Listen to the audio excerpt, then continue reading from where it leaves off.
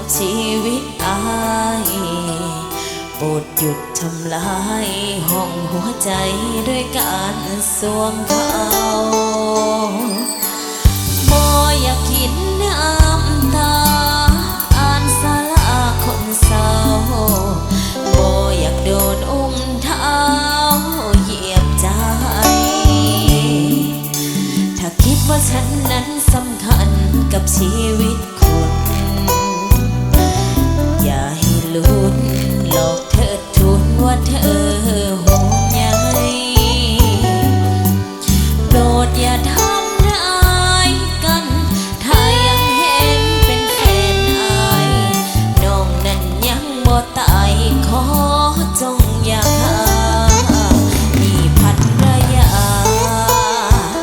เด้อบ่แม่นโซสิมาโทพอคันกับไปเมียเด้ออายบ่แม่นควายลามอยู่ทองแสนสุมอ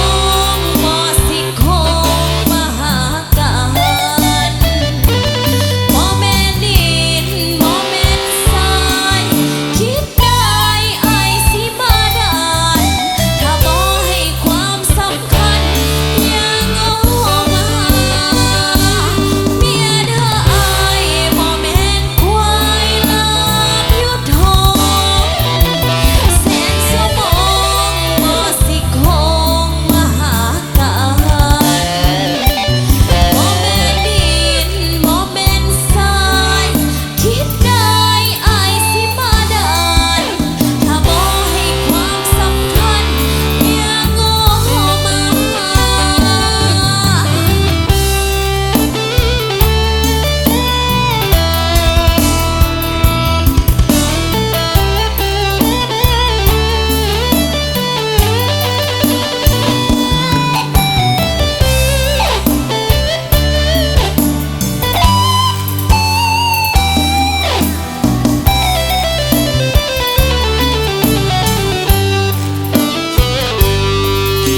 ถ้าคิดว่าฉันนั้นสำคัญ